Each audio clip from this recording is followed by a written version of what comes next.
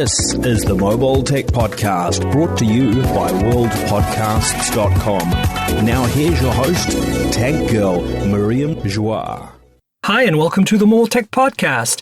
I'm your host, Miriam Joire, and today is Wednesday, March 6, 2019. This is a very special episode, and because of that, I have my special pal, Brian Heater of TechCrunch on the show. Hi, Brian. How are you? Hi. I'm doing well. Thank you. It's a very special reunion for us. It is. Not only that, it's my 100th show, which is why it's a special show. And I'm really kind of excited to have kind of a special person on the show because, you know, you and I work together in Engadget. You're a kind of a big podcast fan, and I'm a big podcast fan. So it's kind of, I think, really fitting that we have this kind of, you know, nice coincidence happening here. Yeah, I was trying to remember how long I've been doing these, because after Spotify bought Anchor and Gimlet, I started doing this recurring feature. I'm going to put up the third one this week, where I ask some podcasters to kind of show me what their gear is, and I've been doing my current one through Boing Boing for about 5.5 years now. I think it's somewhere around 320 episodes, but I've been podcasting off and on in various places since then, starting with PC Mag and Gadget. I've got, you know, like probably about a dozen or so abandoned podcasts floating around iTunes right now. Don't we all? Yeah, it's I get one of these days I'm going to go back and do some. I'm actually not going to go back and do anything with them. Don't hold me to that. No, we won't. It's okay. So I want to talk about something that you wrote on TechCrunch just like a couple of days ago, which is your Samsung Galaxy S10 Plus review. Because, you know, this is a phone show, so we're going to talk about phones. And even though it's the 100th show, I kind of really couldn't come up with, I was like, it's awesome enough that we have Brian Heater on the show from TechCrunch. So let's talk about some stuff that he's worked on, because it's a phone show. And that's, you know, not just phones, but I cover cars, you know, mobile tech, but whatever. But what's your take on this? I mean, do you think, is it just another year, another Samsung phone, or is this something special? Is this like the 10th edition? Like what is it?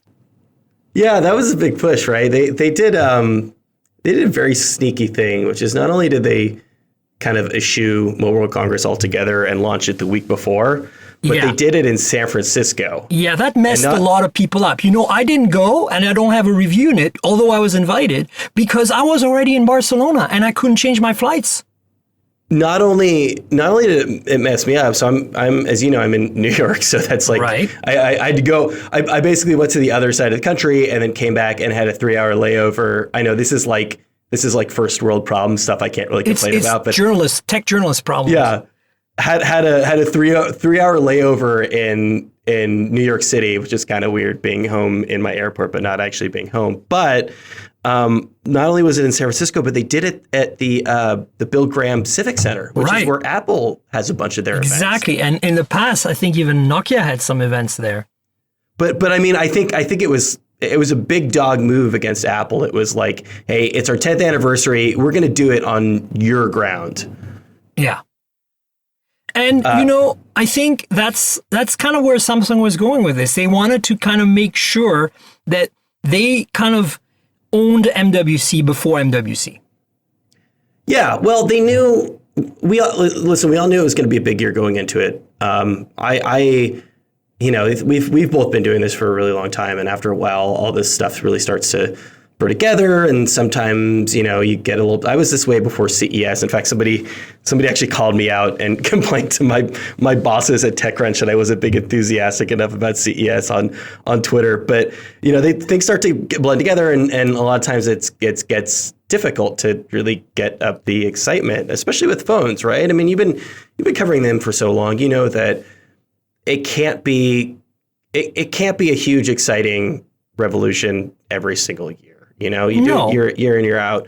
You get like, you know, maybe there's a higher risk screen, or maybe they're getting rid of some of the bezels on the side, but it oftentimes gets difficult to, I'm sure even for you, the most enthusiastic phone fan I know, to sort of sum up. I'm jaded as F, man. Yeah. Seriously. I mean, it's getting to the point where I'm just like rolling my eyes all the time.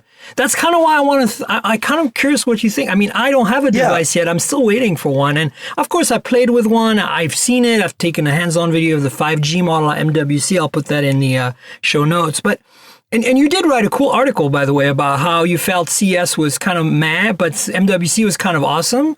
And it was kind of awesome, wasn't it? Yeah, I mean, that's my sort of like long preamble of saying that everybody knew that this was going to be the year that like we started finally seeing 5G phones after years and years of all of these companies promising them, and that we would actually start to see these foldable devices as well. So Samsung, not only was it their 10th anniversary, but they basically saw all of the writing on the wall. So they decided to beat it by about a week. But they did a weird thing at the event. And I talk about this in the preamble of the article, where they spent the first 10 minutes talking about the Fold, which, like, great, God bless them. That's a thing that people are super excited about. But why would you take the wind out of your sails at the beginning of an event like that? Well, I think it's because there was so much hype about the folding phone, right? They needed to, I think they needed to address it somehow so they could move on and say, okay, now that we've kind of done this and you know what's coming with that, let's talk about our bread and butter now, right? Yeah, but generally you'll see it. You know, the Apple move is just kind of do the other way around, right? Yeah. So you do this is the present, and then at the end you do the one more thing, which is this is the exciting thing that we're going to talk about. But they flipped it. So the big exciting thing was at the beginning, and they shouldn't take anything away from the S10, which, as you know, is an incredibly good phone, and the Galaxy line has been incredibly good for a number of years now. But they kind of took some of their own momentum away at the event by starting things off with the exciting new, basically like, this is the future. Okay, now let's talk about the present. Yeah, it's odd, but I can kind of see potentially why they did it. Like, I think that, you know, they kind of created this weird hype around it. I think it's kind of like, you know, when Apple announced the iPhone and screwed everyone over by having their show in SF when everybody was at CES. You know, remember that? Yeah. Well, that was always Apple's big dog move, but it worked for them, right? I mean, they were so in charge of the dialogue for so many years that they were able to pull that off. And things have obviously shifted for Apple quite a bit, and we could maybe get around to that later. But Samsung has always been a marquee brand, but Samsung doesn't really control the conversation in the same way that Apple used to. No, and I think they're just trying to, like, you know. I hate to use the expression, but whip their around, as it were, sure. Right? And I think, you know, they're not doing it right because they never do. I mean, that's kind of like, it's kind of like this broken cultural disconnect, right? So I think for me, the way I see this Samsung event was like, they kind of like Apple built up so much momentum on the folding phone at their developer conference in the fall that the only thing they could really talk about first was the folding phone. If they hadn't shown that thing at the developer conference, I think they could have actually surprised a lot more people in a more effective way by saying, hey, here's the Galaxy S10, the E, the 10, the Plus, the 5G. And oh, by the way, you know, one more thing, boom, folding phone. You know, ships April, right? That I think would have blown a lot of people away way more. It's hard. I mean, you know, this is the thing. It's easy to do sort of like, you know, Sunday morning quarterbacking or whatever. That's what we do, Brian. That's what we do. I know. But so I guess take a look at it from this perspective, right? The S9 didn't sell very well. So because of that, the mobile division didn't have a particularly good year. Now there's a number of factors involved in this, one of which is just like mobile phone sales are down across the board. People just aren't upgrading as often because, like, you know, phones are basically good. There's not as many compelling reasons. If you bought a flagship phone 2-3 years ago, you're probably going to hold on to it for a little while, especially if you're spending the amount that they cost now. So there's that element to it. And then there's the fact that, you know, that Huawei is kind of lurking around the corner. So phone sales are down they are. I mean, they're such a juggernaut. Let's talk about that in a bit. But yeah, go on. Sure. Well, no, I'm saying phone sales are down for everybody but Huawei. And Huawei beat Samsung to the punch with the charge sharing, with a lot of the camera features and all these things. And then on the other end, again, Samsung saw the writing on the wall, knew that all these foldable phones were coming out in the near future. Royal was the only ones who actually like beat them to the announcement with, albeit a pretty crummy developer phone. Yeah. But they knew it was happening and they knew they had to get out in front of the conversation. So they stood up on stage at the end of last year and held up this really chunky prototype. So I don't know. I don't know if there was a particularly graceful way they could have pulled it off. And I agree. And that's what I'm saying. I'm like, I think because they were kind of under pressure to show this thing at their developer conference, they kind of had to I think they kind of had to start this show at Bill Graham with the folding phone, which is really weird. But hey, we want to talk about that. We want to talk about the Mate X and other folding phones in a second.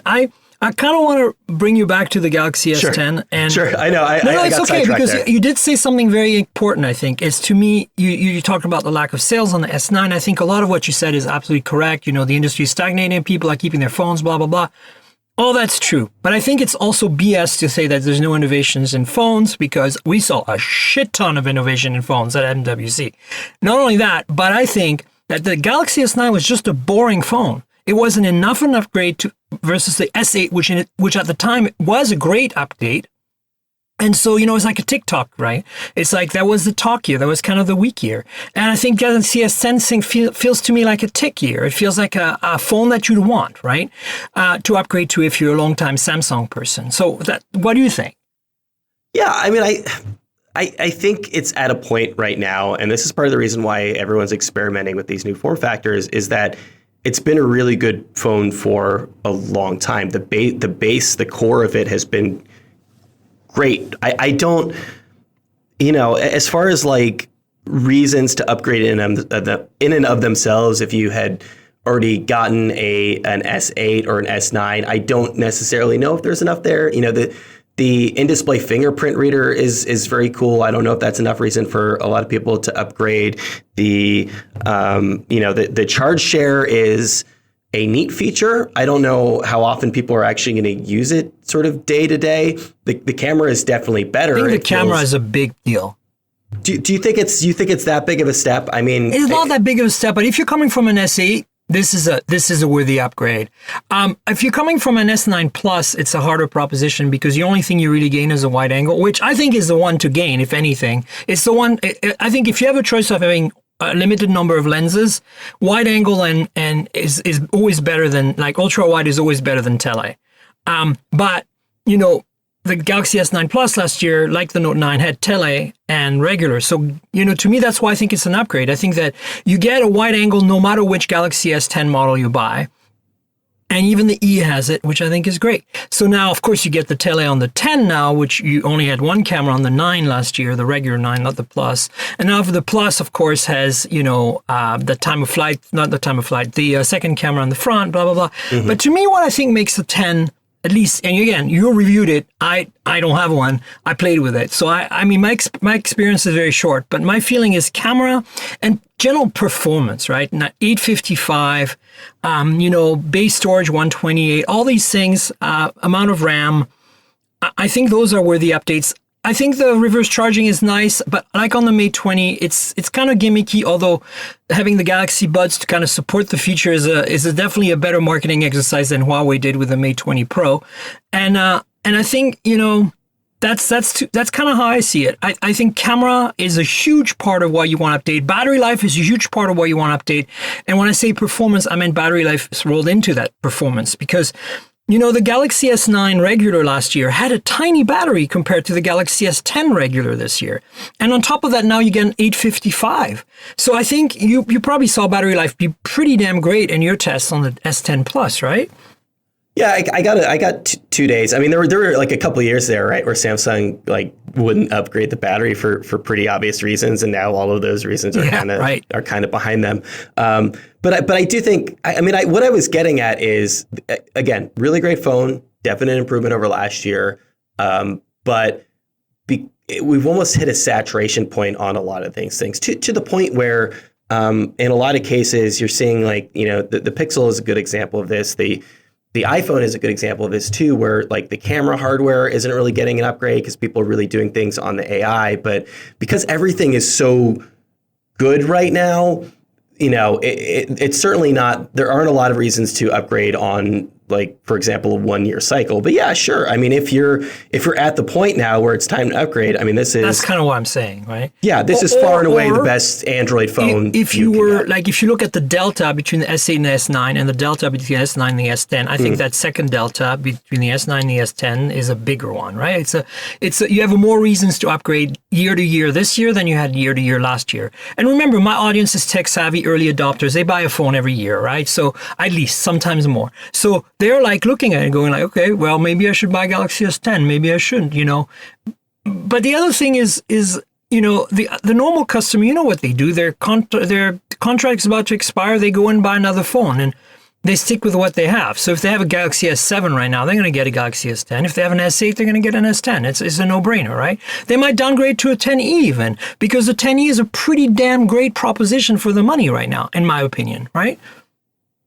Yeah, I you did mention too, this is actually funny. So the S10 Plus review ran on, I think, Friday, the day I got home from MWC. And then the Galaxy Bud review ran on Saturday.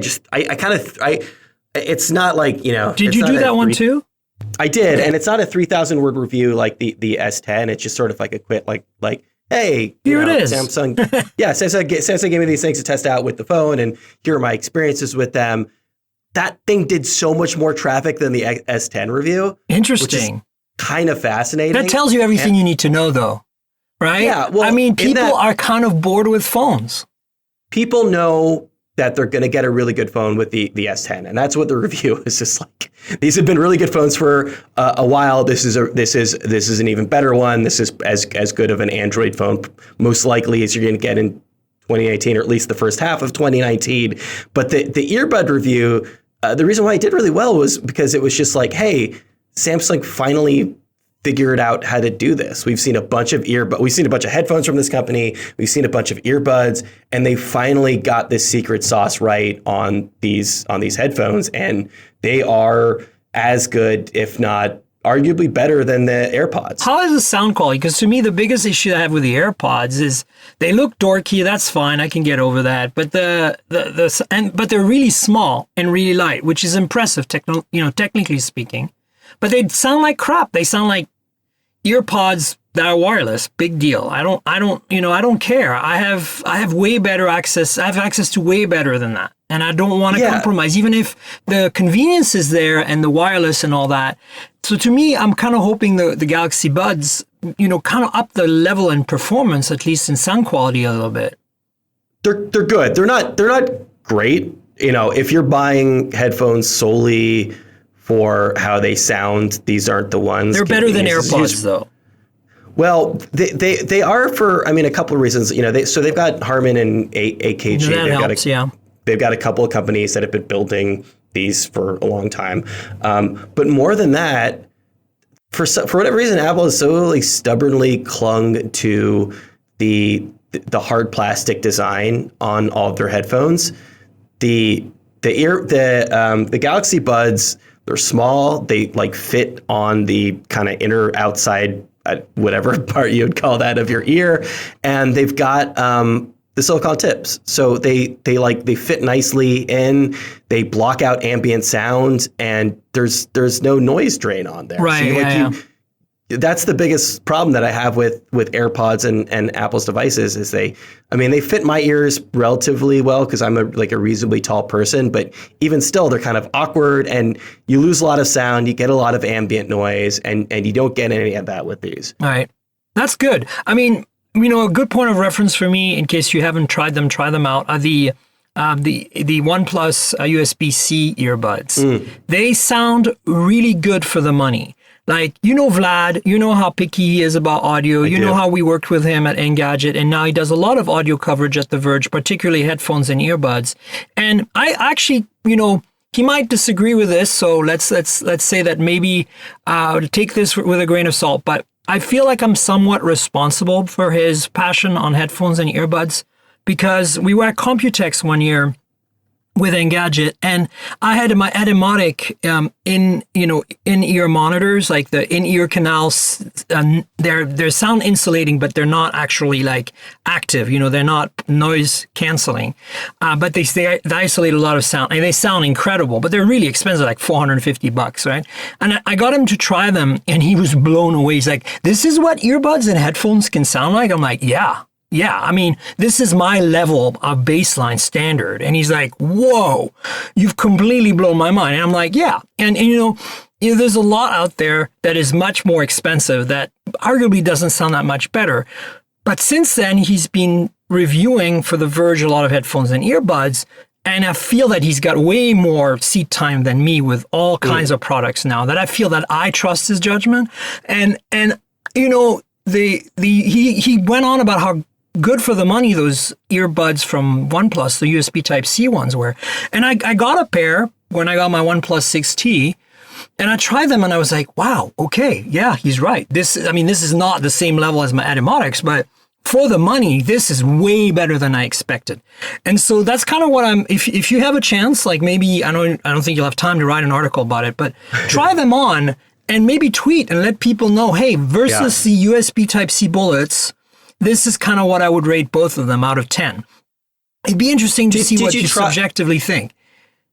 Did you try the ones, the AKGs that shipped with the S9? I did, and they were not bad. I can't remember because I didn't directly compare them to the OnePlus ones. So, I mean that for a while there, that was kind of my standard. They were pretty good for the money. Yeah. I didn't think they were terrible for the money being free, but but. Like between the sound and the fit is something that Samsung has done much better. For a while. Yeah. And these and the I don't want to spend like a ton of time on the buds because we have other things to talk about. But okay. The buds are small. They fit really well. And like again, remember when Apple announced AirPower? Remember that? That was a long time ago. What a debacle! That wasn't even at I/O. That was like at a hardware event like a million years ago. Never came out. But part of the thing there was the next generation of AirPods, or at least like the second AirPod case that had inductive charging on it and had this is such an underrated feature, but had a light on it, right? You know that they were charging, which AirPods don't have, which seems like just such a ridiculous oversight to me. Well, Apple, no lights or buttons. True. I bet you were going to see them on my 12-inch MacBook does not have a light that tells me it's charging. I have to open the lid and look at it and go, oh, it's charging. Or if it's turned off, I open the lid and it's got like an iPad. It has a little screen with the battery on it. And I'm like, honestly, I like USB-C. I'm a big fan, and I'm glad that everything is going in that direction. Yes, I miss MagSafe. I think it was great. But I think in the future, it makes more sense to have USB-C on everything. But like, why not do what Huawei does with the MateBook X Pro, which have a tiny little white LED right next to the USB-C port saying, hey, I'm charging. Like, it could be very discreet. It could be even a very dim light. If Apple engineered it, it could be breathing beautifully, Like, come on. It's a very frustrating time to be a MacBook user. It's a very frustrating time to be an Apple user unless you're full into the iOS ecosystem and you're a hardcore iOS fan. Because to me, that's the thing. I don't like iOS.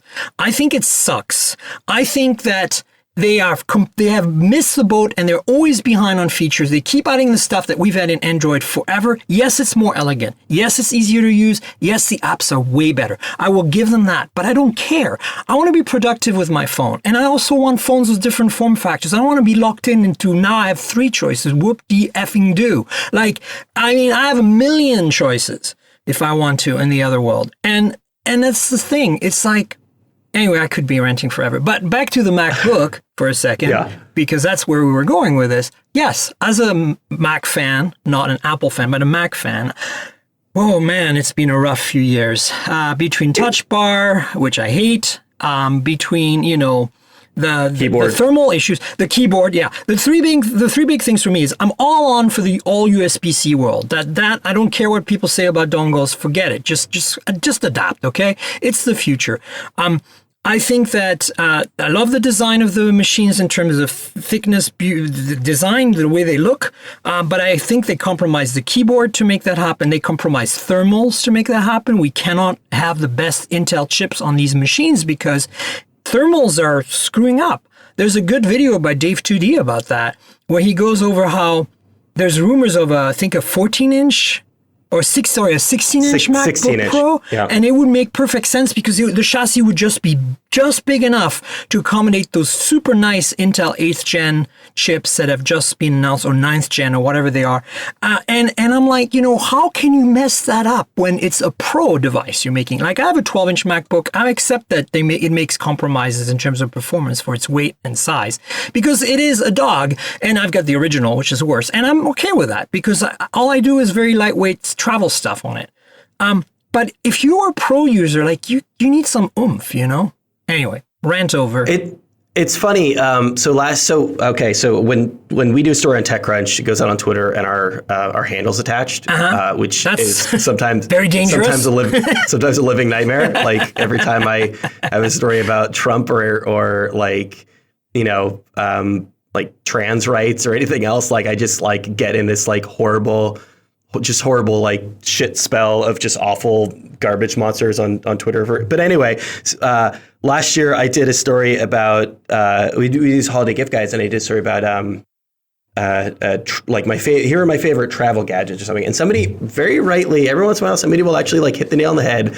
Somebody very rightly said, like, all of the things that you included in your story are all fixes to Apple problems. And they were right. It was like, like the Duet monitor, to use like a secondary screen, all of these like USB-C dongles, something for the AirPods. They were all things that I had put on my list in order to fix features that Apple had taken away from their devices.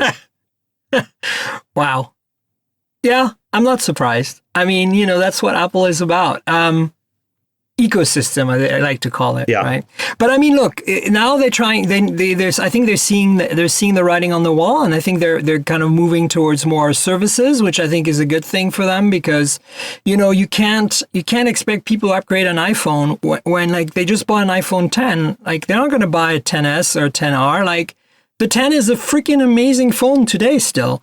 So, and I think that's less of a delta than the Galaxy S8 to the Galaxy S9, even, to be honest with you, in my opinion. But so would you say, for my audience who is tech savvy early adopters, in the light of all the other devices that we've seen recently, and it's just starting the year, right? So we're starting to get the rollouts. We're hearing rumors of OnePlus 7.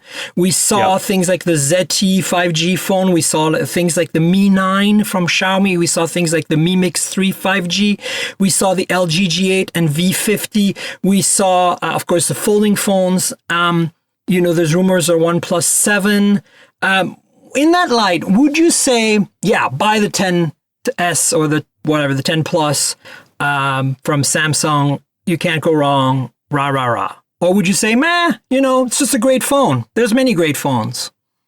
I mean, a little bit of both. You absolutely can't go wrong. It's right now, I'd say, pretty strong contender for the best Android phone on the market. But you're right. The timing's not great to buy a phone because of MWC and because, Huawei's got a big event coming up in the very near future, so there's about to be a ton of phones released. But I mean, absolutely, you can't go wrong. I mean, it's a Galaxy device. Yeah.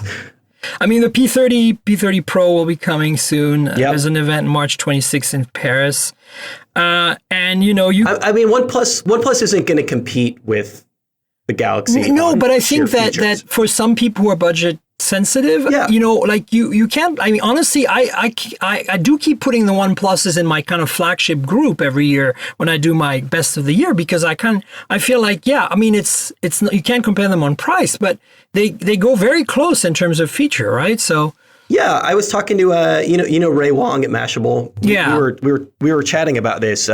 We were doing a bunch of meetings before MWC, and I offhandedly called the OnePlus, like, I don't know if I used the word budget or like mid-range phone, but I was talking like very specifically on price. And you know, you're right. I mean, it does fudge those lines. It for a very long time and continues to be the best handset in that sort of mid-price range, especially now that that Samsung and Apple are like well over $1,000 at this point. It'll be interesting to see though where they go from here, right? They were one of the first people to add the in-screen fingerprint reader, and they've been super bullish on 5G. So there's a chance that they might buck that trend a little bit and start kind of edging up on the price point as well. Well, they have every year gone up a bit, and I don't expect that to stop. I mean, my conversations with them seem to indicate that they are trying to position themselves more premium, in an affordable premium. And I think that, you know, if you look at their success last year with the launch of the OnePlus 6T on T-Mobile, it's a big success story because they suddenly got a much wider audience and much easier access in the US. You know, whether we like it or not, people still often go to operators and carriers to buy their phones. So at least in the US. So, you know, I think they're playing with the big boys now, and maybe that might need some big boy pricing. At the same time, I do feel that the Galaxy S10, the iPhone, you know, 10s and 10R to some extent, and when I say the Galaxy 10, I mean the line of phones, and even, you know, like Huawei with the Mate 20 Pro, and I'm sure the P30 Pro when it comes out, they're inching themselves up into pricing territory that I just don't think is sustainable and makes sense. So I feel that, you know, OnePlus on one end still has some headroom there, but they are going to have to watch how high they go, right? Because especially, you know, the rumors are, and let's just touch on the news. The rumors are that the OnePlus 7 obviously will have 5G. That we now know from our trip to MWC, you and I, that the phones look just the same with 5G, right? Mi Mix 3 5G. It doesn't matter, does it? What do you mean, from a design standpoint? Yeah, from the fact that, you know, the fact that they have 5G is just kind of going to be incidental very soon. They just happen to have a 5G radio, and if you have service, you have service, and if not, well, it just doesn't affect you in any way. Maybe even it doesn't affect you in cost, because the Mi Mix 3 5G is not really that expensive. So my point is that the 5G on OnePlus 7 seems to be a given. I can see there being two models, one with and without. There's no way they launch it without doing it on 5G. Exactly. I can't. No, and they're going to do it with like some carrier in Europe, like or I don't know who was the other partner they had over there, but so there've been lots of announcements. I think it's going to happen. But even if they make a 4G only version, the thing that I think the rumors are showing is that they might do a pop-up selfie camera like the Vivo Nex S last year, and a bunch of phones since then, including that crazy Energizer phone that we can talk about when we recap MWC. But my point is that means no water resistance. It seems to me that one of the things that OnePlus users have been asking for a while is water resistance. And, you know, because OnePlus is part of this big BBK empire that also owns Oppo and Vivo, they seem to be sharing a lot of technologies between them, which is great because it brings economies of scale. And that's why, you know, we went from an 18:9 display on the OnePlus 5 to a 16:9 on OnePlus 5 to an 18:9 on OnePlus 5T, to a notch on OnePlus 6, to a teardrop notch on a OnePlus 6T. And now we're looking at, you know, every basically 6 months we're getting an upgraded display, and we're looking at a bezel-less display, completely no hole punch, no nothing, with this pop-up camera. I believe it, but the question is OnePlus maybe losing the plot a little bit here because they lost the headphone jack. The in-display fingerprint reader kind of sucks. I don't know if you've tried it, but it's not really that reliable. And I mean, it doesn't. And it's still not water resistant, which is something that people have been asking forever. Now, I'm not against a pop-up camera and a full screen display that has no bezels and no nothing. It looks cool, but you know, they need to improve that in-display fingerprint reader. I feel like they need to bring back the headphone jack, and I feel like, you know, the waterproofing to me would be more important. Put a hole punch display on there like the Honor View 20. I don't know if you play with that phone, but it's delightful. You know, you're probably the first experience for you is probably the Galaxy S10 Plus, but I've been using a a phone with a hole punch for a while. And I actually think the hole punch is the best of all worlds. I think that it doesn't require you to have like some sort of weird slider or pop-up camera for the front, yet you get a full screen display. It's much less in your way, I feel, than the notch. You didn't seem to feel that way though, right? What do you think? No, oh God, so this, I miss talking to you, Miriam. There's like so much to unpack with what you just said. Oh, I'm sorry. Your turn. Go with it. Okay, let me back up a little bit. So the OnePlus, I find, is an incredibly interesting company. I mean, I was having a discussion with a coworker about them recently, and I think there's a case to be made that they are the most interesting mainstream consumer electronics company probably in the past 5 years, certainly in the mobile space, right? The speed with which they came to market, obviously, as you mentioned, they've got all that Oppo money, they've got all the distributions changed and everything else in place, but the speed with which they came to market, they've only been around for 5-6 years as a company at this point. Yeah, at which they came to market, came out with a device. It was an incredibly good device. All of these, it's a great story, and this is really fresh in my mind because I just interviewed the CEO of Fitbit. Is they're at a crossroads right now. They do need to take the next step. Obviously, in order to continue to be a successful consumer electronics company, you need to keep growing year after year. So that means working with other people. That could mean cutting some corners, making some sacrifices. But yeah, if they lose that connection that they had with their user base, they're in a lot of trouble. You mentioned the headphone jack. It's a really good thing to bring up with regards to this device, because if you remember about a year, maybe a year and a half before they lost the headphone jack on their phones, I think it was Carl Pei who went on Twitter and did a survey asking if they should keep the headphone jack, and overwhelmingly 80-90% of users said yes. Yeah. And by the next year, it was gone. And that to me signals a company that is maybe, losing some of that direct connection with their fans. I realize it's incredibly hard. You get to a certain point and, you definitely can't, the CEO of a company can't answer every single consumer complaint there is. But the budget, that mid-tier, that, $500, $600 price point is so fundamental to their success. And now they're facing so much more competition from so many other Chinese smartphone makers that are coming in trying to infiltrate the United States market, that if they don't keep it within that price point, I think they're going to be in trouble. Yeah, I think you pretty much nailed it, which is why I think, last year when I reviewed the OnePlus 6T for a Geek Spin, I felt that I would almost prefer OnePlus 6 simply because the only thing you really gain objectively in OnePlus 6T was the T-Mobile tie-in, which is great if you're a T-Mobile customer or whatever. Of course, you officially support for the 600 megahertz band, which is nice, but it actually exists on the OnePlus 6 as well. It just, isn't official. And then, of course, the bigger battery was the big one. You get a bigger battery this time. But honestly, objectively, everything else was better on the 6. The teardrop display, I like it. But the notch display had an LED for notifications in it. It went away with the teardrop. The OnePlus 6 had a headphone jack. The OnePlus 6 had a fingerprint reader in the back that was 1,000,000 times faster and more reliable than the in-display fingerprint reader. So I feel like they, in order to kind of stay almost bleeding edge in using the latest technology, not necessarily for the better, but just for be able to check the check boxes in the spec list, they have been making these weird decisions that, yes, they're trying to be more mainstream. I get that. They're trying to be more premium. I get that. They're not necessarily as excited and interested in being bound to their original customer base, which is very nerdy and very early adopter and very niche. And if you grow, you need to get out of the niche. One of the biggest mistakes Pebble made that I was trying to rectify when I was there is stay in the niche. We needed to go big and we didn't for whatever reason.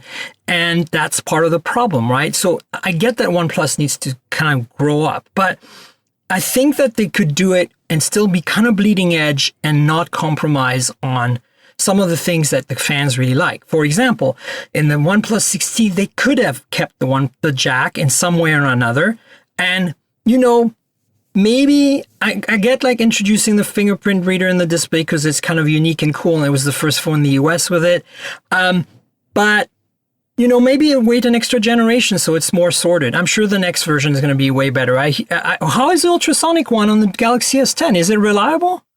It's great. I mean, I've talked to a couple of people who had problems with it. I haven't. It's been solid. So it's an improvement because you see it's optical on the OnePlus 6T, as you know. Yeah. And apparently the next generation optical is way better. So let's see what happens. But my point, I felt it was a little too early, and dropping the headphone jack was a mistake. And then the other thing is, we've been asking this since at least the OnePlus 5. Which was with the 18.9 one, whatever it was. No, that was the 1.5T. But we've asked since then pretty much water resistance, waterproofing, at least some sort of statement around it that like we're IP certified, even if it's not the best IP. So we know what to expect, right? And now we're seeing these rumors of a pop-up camera, which I'm excited about because it'd be cool to have a phone in the US officially supported with a pop-up camera, because most of these are Chinese phones we'll never see. But here it is again. By having that, you're introducing failure points, you're introducing mechanical complexity, you're introducing you definitely don't have water resistance.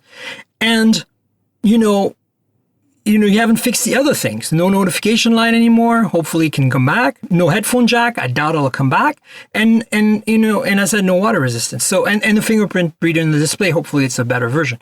So 5G, of course, is kind of it's not relevant here because it's going to be there as an option, and it doesn't really change the phone in any way. Thankfully, we learned that at MWC that the 5G phones are not going to be thicker and more bezel-y and uglier and heavier and worse. They're just going to be maybe a little more. Batteries might be worse. Well, they seem to all have pretty beefy batteries, and I don't know if you went to this Qualcomm press conference, but they were very adamant that and not just adamant to us journalists, but they were adamant to everyone publicly in their press conference that they have like really great battery life management on these chips, and that it is going to have very little impact.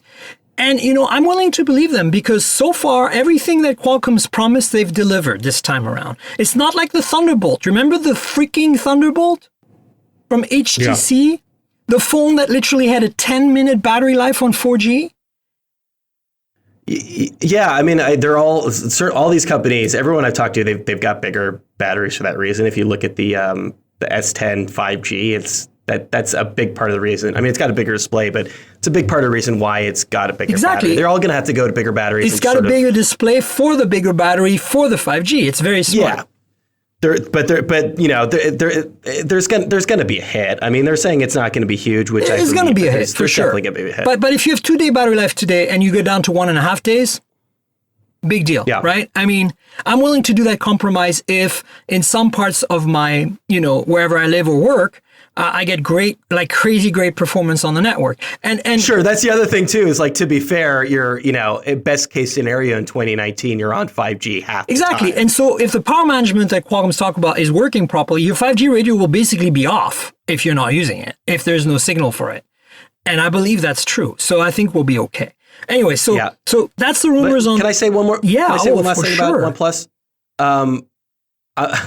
So this occurs to me as you're comparing the 6 and the 6T, which is you're comparing two devices that came out the same year, which is crazy, funny, right?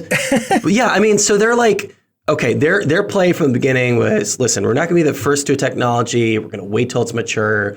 We're going to put it in the phone, and we're just going to deliver you a flagship device at, significantly less price. It's maybe like half a year behind.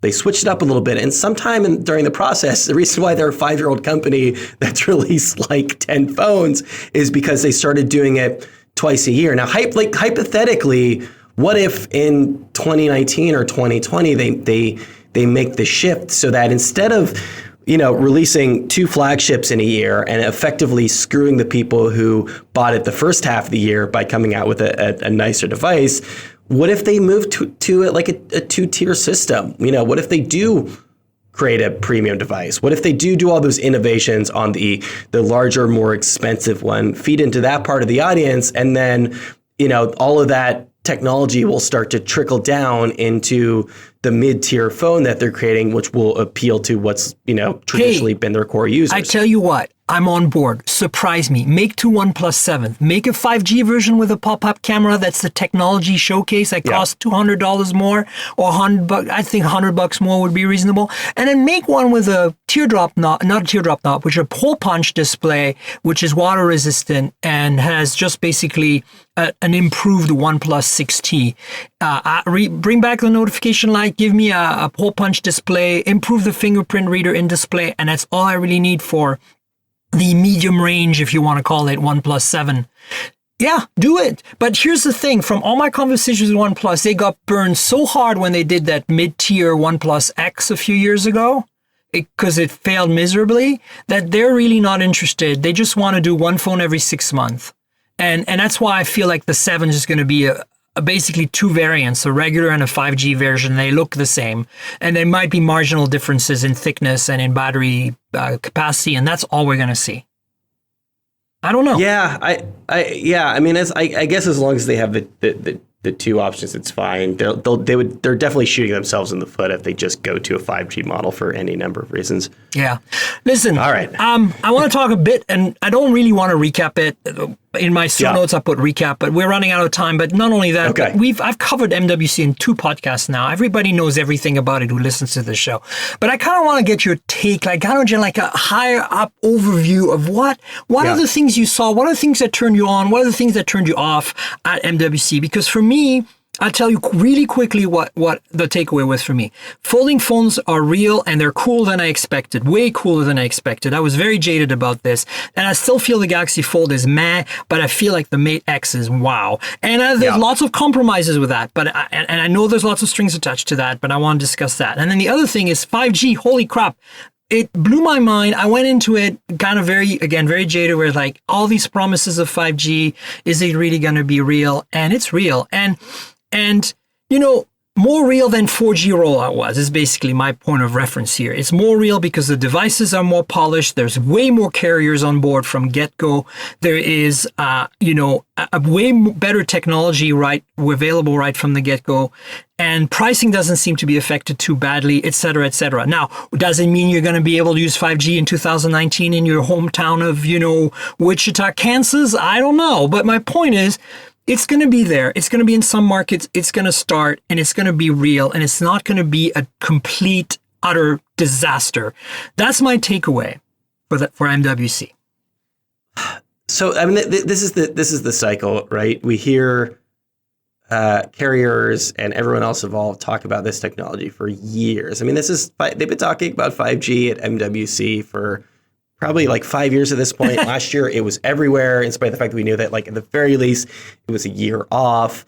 Phone companies started promising them early. They're coming out with their devices now, in spite of the fact that, the networks are really not ready for those devices yet. And then, like, insult to injury, like, leave it to AT&T to really screw the pooch by making up fake 5G. So pissed about that.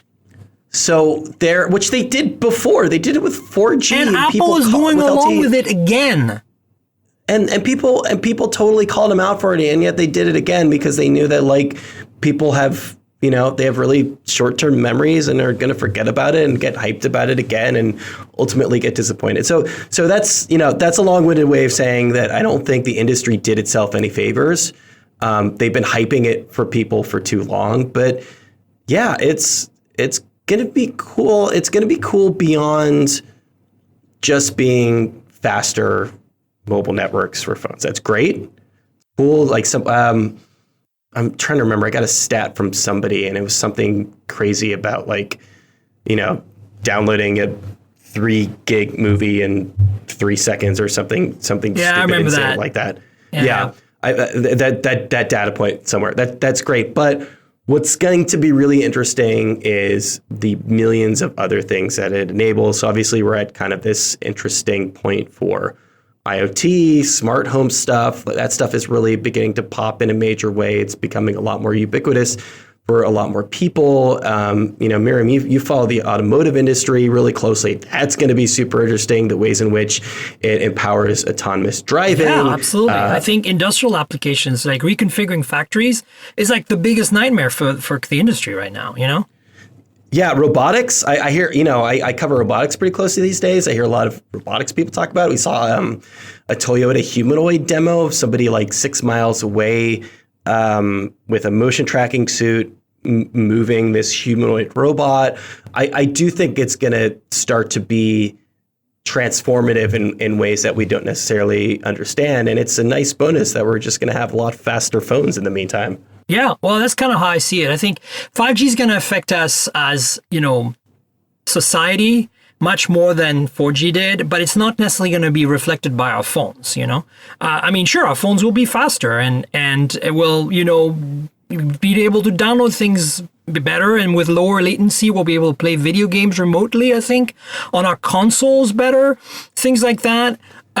We'll be able to get a lot more bandwidth capacity on a single cell tower. You know how sometimes you go to a concert right now and it all falls apart? No matter how much they plan, no matter how many cows they built, cell on wheels, COW, cows, additional cell towers that you deploy with mobile, with trucks and stuff.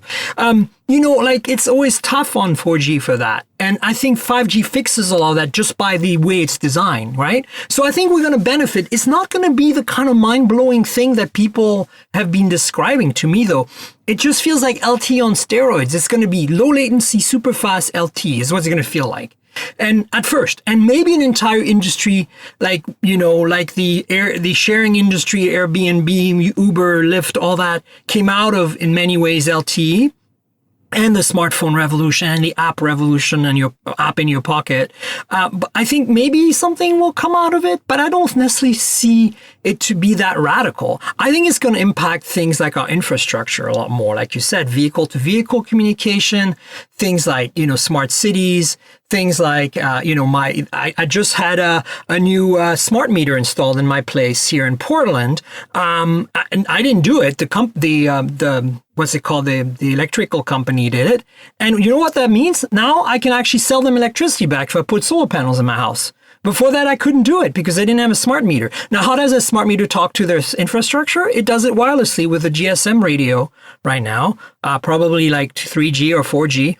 But with 5G, you can have a lot more of these tiny little devices metering and talking to something remotely without killing the bandwidth, right? So I think that's what's going to change it. It's not really so much our phones. It's all kinds of other stuff. But for our phones, in the more immediate future, we're just going to see a little loss of battery life, a little more price to buy the phones. Some carriers are going to charge more for their service, I'm sure, but T-Mobile has already announced that they won't. So, maybe it won't be that big of an impact and we'll benefit from just faster downloads, lower latency, and, better performance at concerts or whatever. It'll be interesting to see, but I think we're all going to win in the end, right? So... Yeah, and I have it a good authority that Donald Trump right now is hand building the 6G network. He is. So look forward to that. All those times you think he's golfing, he's actually building all the cell towers for 6G. Because, he's a very serious, hardworking man that's honest in everything. Not. We love being political on this show. It always weeds out the right people. I love it. Look, I think... I want to get your take on this folding phones unless you would like to add more on this 5G story. But I kind of we talked about the Galaxy Fold quite a bit within the context of the announcement and the timing and the Galaxy S10 review you did. But the Mate X, I mean, come on. Don't tell me for a second that your jaded, good old journalist heart didn't for a second skip a beat and go, holy F-balls, this is coolest thing I've seen in a long time. Yeah. So a couple of things. Did you get to play with it at all? I did not, unfortunately, get a hands-on. I'm too small of a fish to get that kind of access. Even though I have a really great relationship with Huawei, they said, Miriam, we're sorry. We have a limited amount of space. Brian Heater will go instead. And I was like, yep.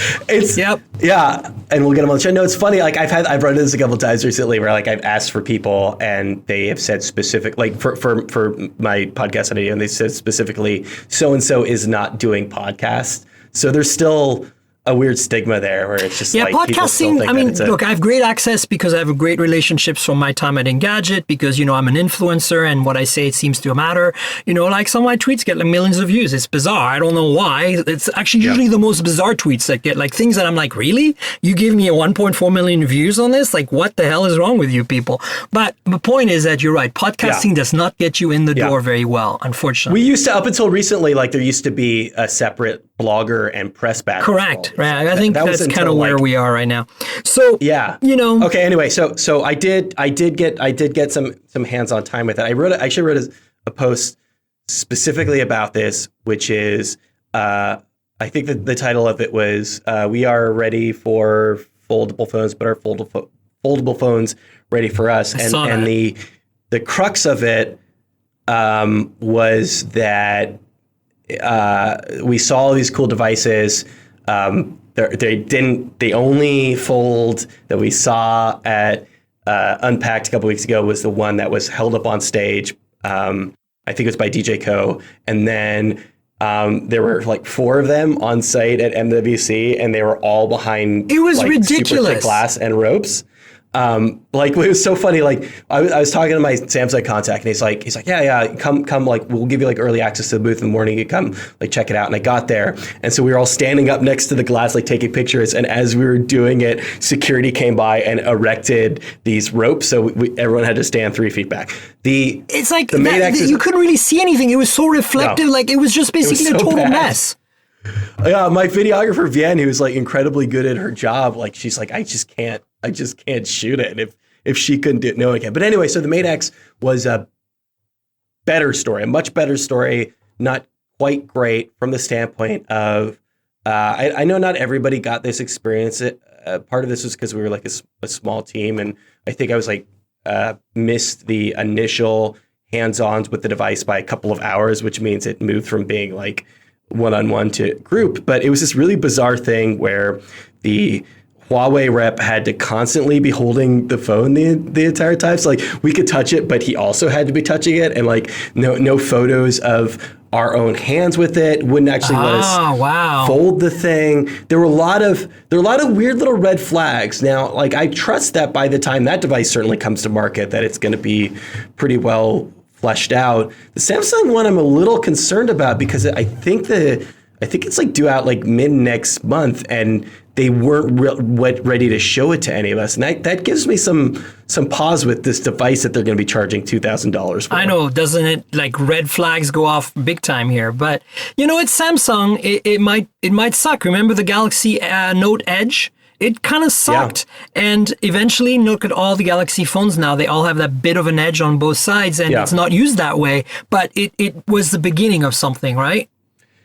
Yeah, and I mean, you're right. The Mate X is it's very cool. It's the first, other than the was that Xiaomi that did that little like teaser on Twitter. Other than that, which was, I don't even know if that was a real thing. It was clear, like very controlled circumstances. In the same way that the Fold video that came out during MWC, you're like, this is done on a set. This was clearly edited. We don't know what's going on with this thing. I saw the Mate X in person, and I got to, I've got photos of it running TechCrunch, and we got a demo of the maps and everything. It was definitely a functional device. They were probably just worried about some ticks with the UIs and all of the bugs that they have to iron out with Android in order to get it like just exactly perfect to put it through the rigorous tests that we're going to put it through.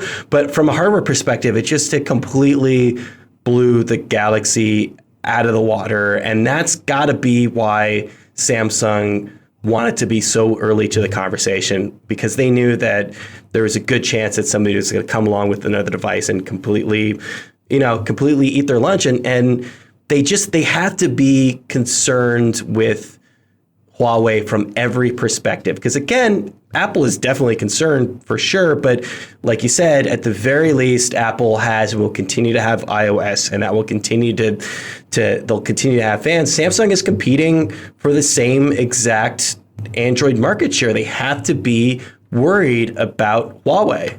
Huawei is eating everybody's lunch. I swear. I love them Samsung for especially, it because though. they're just so unapologetic about it. It's like, screw you. Here's the Mate 20 Pro, best phone of last year, bar none. Like, there's just no contest here. It's just like, you are just like, I think that P30 Pro, which I want to talk about because we saw some leaks, that's going to be released on March 26th in Paris, is going to eat. It might eat Samsung's lunch. Not in the US because they can't sell here, but in other parts of the world for sure, like the Mate 20 Pro did at the high end, and like Honor is doing constantly at the mid-range and lower end, Honor being a Huawei brand.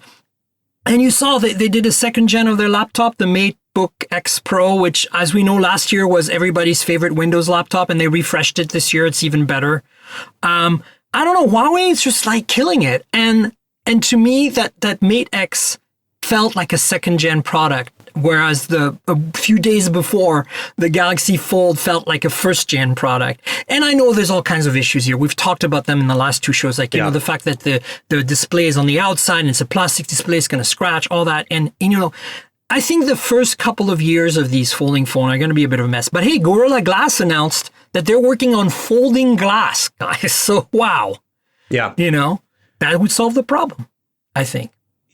Yeah, and you know, I mean, they're an interesting company for a number of reasons, but I do feel for whatever, you know, and honestly, I still at this point don't know what to believe, but whatever ties they may or may not have to Chinese government spying, you know, Iranian tariffs, all that stuff. I do think that when it comes to talking about the devices specifically, that Richard Yu is a pretty straight shooter. Yeah. I mean, I was at the CES 2 CESs ago where he came on and like railed against the carriers. I was there. I was just mind blowing. I was like, yes, dude, totally. You say what you have to say.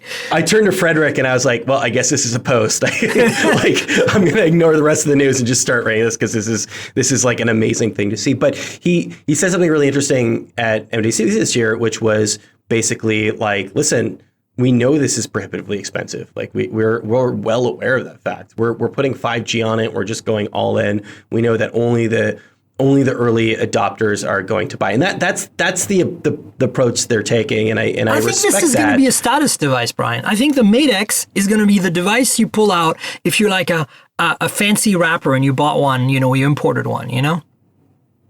Yeah. You know, it's just better. It friggin' better deliver for the price point is basically the one thing it comes down to. That's what they realize. They realize if they're going to charge people that much for the device, it really better deliver. But I think they all acknowledge, and Huawei was much more transparent than Samsung was about this, but they're all in the same boat from the standpoint of like, this is the year that it first comes to devices, and next year we can start potentially having the conversation about being in mainstream devices. And actually, it's funny because right after I finished talking to you at OnePlus's little shindig at MWC, I ran into our friend and former colleague Brad Mullen, who's who's working for Alcatel now, and they're working on some stuff too. He's working with TCL, and they announced a concept, and this was very smart of them. They announced a concept, they showed a concept off, and we're basically like, listen, we're working on it. It's going to come out in 2020, and it's going to be a lot cheaper. Yeah, and that's it's great. Not going to be cheap, but it's going to be accessible, and that's their thing. We're bringing it to market, but when we bring it to market, it's not going to be like a Virtu device, you know. Yeah. It's going to be something that like normal people potentially can buy. And that's cool because, you know, TCL makes displays, they make televisions. That's what they're best known for in the US. They make great TVs, but they have two branches basically of their mobile division that are known in the US and a little bit. Alcatel that sends like cheap phones through Cricket and a bunch of other carriers. And then they, in other parts of the world, sells some mid-range phones. And then we have BlackBerry, which is mid to high-end phones with keyboards, right? And have done really well with the Key 1 and the Key 2 in their little respective niches. And I think that's why, you know, it's very possible that TCL will be one of the first to come out with a folding phone in 2020 that costs less than $1,000 or something, right? So there you go. Yeah, and I think foldable phones are exciting for a number of reasons. One, because it offers a completely different form factor. And again, we've been looking at this like a same or similar slate for like basically since the first iPhone came out. Everybody has been on the same exact trajectory, and we're talking about the first real potential paradigm shift since the initial iPhone. But beyond that is the fact that everyone has a slightly different or completely different approach to that form factor. And that's what's going to be really interesting to watch. It's going to be interesting to see how these things shake out, what people prefer, and what direction these things ultimately move in. Exactly. So much for not having an exciting mobile ecosystem right now, folks. We have a few minutes left, and I want to touch on one thing that I'm very excited about. It's that the P30 Pro rumors of the camera system, and the fact that it might incorporate, or it looks like it incorporates from the photos. It looks like it has a periscope style 10 times zoom camera, similar to what Oppo showed at MWC. I wasn't invited to that briefing. I wish I had been. But what's your take on this rumor? And you know, I've been a big fan of the Mate 20 Pro and the P20 Pro before it in terms of photography. You know, I love mobile photography a lot. And of course, I'm excited about the Nokia 9 PureView because of that too. But this P30 Pro rumor is just kind of, not rumor, it's kind of a leak at this point, is kind of like blowing my mind, because I did not expect them to do that. I figured they would bring back the monochrome lens that they dropped, but now they're actually putting a 10 times optical zoom in there potentially. Wow. If I could plug I wrote a ton of stories at MWC, but if I could plug for a second the one that I think very few people read, which I think is possibly the most interesting piece that I wrote at the event. Yeah. It was an interview with the CEO of Light. Oh yeah, I saw that story. Yeah, so they're the company that a couple of years ago they came out with that ridiculous 16 lens camera device that was like, you know, it was the size of a phone. It was meant to replace an SLR. I talked to him, and he was pretty honest about the fact that they just sort of, they didn't expect it to sell a lot. They knew it was just going to sort of be a bit of a proof of concept, a prototype device, and maybe appeal to a very small niche of the market. I think he said they sold something in the tens of thousands, but wouldn't give me a direct number. They're the company that last year came out with the 5 camera array that is now in the new Nokia device. And he had some really interesting insights into the market, one of which was now that the smartphone market is matured, what we're going to be seeing is more companies just doing different things on the camera front. And that's exciting. Like a couple years ago. You know? I feel like that's kind of what's been missing, is that, you know, everybody's just been going to, like, some people have been like, we're betting on hardware, and some people are saying we're betting on computational photography. But now we're seeing like we're betting on everything. Like, just throw everything in there. 10 times optical zoom, yeah, put it in there. Stabilized, yeah, put it in there. It's like super exciting to me. And I think what we're going to see in the market, we've been seeing this to some degree, but we're going to continue to see it, is different camera arrays for different people's needs. Now, like, he acknowledged the fact that, like, okay, the Nokia 9 is a little bit silly with that array, and you definitely get to a saturation point where you can't add more lenses on a device because, among other things, like, your hand needs to go somewhere. But like, and there's always been a compromise, or continue to be a compromise, like you said, whether it's, you know, black and white sensor or telephoto, or this interesting thing that Nokia is doing with the essentially like 5 cameras all creating one ridiculous raw image. We're going to see, I think, more kind of customized camera setups for different people's needs, because, like, you know, you and I, we both want great cameras. We want the best cameras. Sorry, now that's like sounding like Trump. We want the best cameras, but we don't. But we don't necessarily have the same needs for those cameras, right? No. Like, I, for example, maybe I would be willing to drop 10x telephoto if it meant a great aperture that I could, like, take super great shots in super low light. Right. And that's what I think is interesting. And the same thing that we're seeing with foldable screens, where we're seeing, like, different things for different needs, we're starting to see that on the camera side as well. And I think that's super exciting. No, absolutely. So I'm stoked by this rumor simply because, you know, The Mate 20 Pro is a good example. I use it now mostly as my main phone for taking photos during trade shows. Because it has 3 lenses, I got the choice of ultra wide, regular, and the regular is really good in low light. And then I've got the choice of that 3 times optical. And, it does all kinds of computational stuff, combines the lenses and stuff as well to get, better performance. And imagining now that they replace this 3 times zoom with a 10 times optical, I'm like, okay, there are times when I want to zoom in more. And I can't right now because it just gets a little too fluffy, right? And so this is kind of cool because I like the idea of having a single device that does most of my photography right. And that's what, this promises, if indeed that's what it is. So, it'll be interesting to see what happens in Paris on March 26th. Yeah, I mean, there's, you tested the Pixel 3 out, right? I have one. It's my main phone. Okay, so that they're able to do some really amazing things with machine learning. It's incredible. And AI with with essentially keeping the same hardware as last year. But you also know that there are limitations to that, exactly. Right? You also know that with the zoom, that you're still going to get noise, you're still going to get a degraded image. And so that's something that, I don't know, maybe someday they'll be able to correct for it. But right now, you still need the hardware to get really decent zoom on the camera. Yeah, and that's kind of why I'm excited, because I was like, I was expecting the P30 Pro to bring it up a notch again, but I just didn't think they were going to go in that direction. As I said, I really thought we were going to be, cutting the best of both worlds between the P20 Pro and the Mate 20, which was, P20 Pro didn't have wide angle but had a mono lens, and Mate 20 has the ultra wide angle but no mono lens. They're just going to bring back the mono for that low light and for that, real artistic, real monochrome vibe. And because, remember, Leica is their partner, they do monochrome cameras. So then I was like, 10 times zoom, wow, that's really an interesting idea. And it looks like it has a time of flight camera for depth sensing, which I think is going to be very helpful. I think we're going to see more.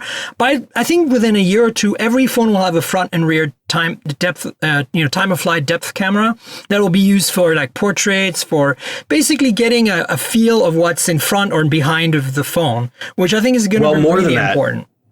More than that, because everybody is pumping so much money into augmented reality. AR, of course. That's absolutely a great use for it. But I'm just saying, and just purely on photography, it's going to be, forget laser autofocus and phase detect autofocus and contrast-based autofocus, which is the three traditional means of doing it. When you have a depth map, you can do whatever you want with focus. It's awesome. I rarely ever use my front-facing camera. I don't take a lot of selfies. Neither do I. In fact, most of the selfies I take are basically by accident. I wrote kind of a tongue-in-cheek story a while ago that I would be willing to totally get rid of the front-facing camera if it meant a full screen. Which very, very, very much divided the audience. But that said, they hate you now, Brian. I know. Well, they hate you for a week, and then you say something nice about the company, and they're like, "You're fine." Okay. But yeah, I mean, it's AR. I'm sure that Apple, somewhere in the depths of their Cupertino spaceship, is working on a headset right now, and Google's getting back into that business as well. I'm sure Samsung, as terrible as their emojis are, doing it too. So, that front face of camera is not going away anytime soon, because AR is going to be so important to the future of these devices. Absolutely. It's going to be good. So listen, we should wrap it up. I want you to tell the audience where they can find you on the internet. It's obviously TechCrunch, but maybe your Instagram and Twitter handles and whatever else you're willing to deal with, the repercussions of this show. Sure. I actually don't have Instagram, which is shocker. Shocker. I know. I have a rabbit, so people are trying to get me to go on it, but I never have. I'm on Twitter at bheater. And the thing I always like to plug on podcasts is my podcast, which is Please do. RIYL. It's done in partnership with the good folks at Boing Boing. You can find it at riylcast.tumblr.com or iTunes, Google Podcasts, YouTube, Spotify, anywhere where you have to get podcasts. Fantastic. What's the main kind of covered topic of it? Oh, it's weekly. So we just put up episode 324. I'm looking at it right now. It's interviews with long form interviews. So, up to an hour or so with artists, musicians, writers. We had Mimi Pond, who's an amazing cartoonist out of LA. She wrote the pilot episode of The Simpsons. That's this week's episode. Ed Solomon, who wrote Bill and Ted's Excellent Adventure, was on there recently. Michael Franti of Michael Franti and Spearhead. Yeah. Douglas Rushkoff. So we've had some folks that I'm really excited about, and it's basically long form conversations and people talking about the creative process. Sweet. So check it out, folks. You all know where to find me. I'm at TNKGRL. That's Tankgirl on Twitter, and on Instagram. That's like Tankgirl the comic book without the vowels. Check it out there. There's always some great phone photos and whatever on my Instagram, and sometimes apparently million view tweets on my Twitter. So you should know. And then of course the YouTube channel that goes with the Mobile Tech Podcast is called the Mobile Tech Podcast channel. The URL is simply youtube.com/my name spelt out, Miriam Jouar. If you don't know how to spell that, just go to my Twitter account. Look, it's right there. Also, the podcast is at mobiletechpodcast.com. We're on all the platforms: Google, Apple, Pocket Cast, Overcast, TuneIn Radio even. I still need to get a few other platforms on board, but, we're working on it. And so stay tuned for more. Obviously, we'll have another show next week. But Brian, I want to thank you. And I also want to thank our sponsor really quickly. Are you by any chance an Audible customer, Brian? I'm not. I have used their service. Well, I guess what? You can support the podcast by becoming an Audible customer through... I should have said yes. Yeah, exactly, right? Through in the show notes, there's a link to a special deal. You get a 30-day free trial. If you want to support the podcast and you want to be new to Audible and subscribe, you can go there. Now, you're going to say, what is Audible? Well, it is a great audiobook platform. It is the audiobook platform. If you like books, but you can't read them for whatever reason, maybe you're driving all day or you're traveling and your eyes are tired, whatever it is, just go and check out Audible. They have a great selection of authors. A lot of the authors read their own books, which is really cool. And again, if you click in the notes below, you can support the podcast and get 30-day free trial. The link is audibletrial.com/mobiletech. That's audibletrial.com/mobiletech. So thanks again, Brian. This is like the 100th show. Thanks for being on the 100th show. That's pretty great milestone. Hey, mazel tov. Yeah, awesome. So stay tuned for another show next week, folks, and cheers for now. This has been the Mobile Tech Podcast with Tank Girl, proudly presented by worldpodcasts.com. You can visit us online at mobiletechpodcast.com.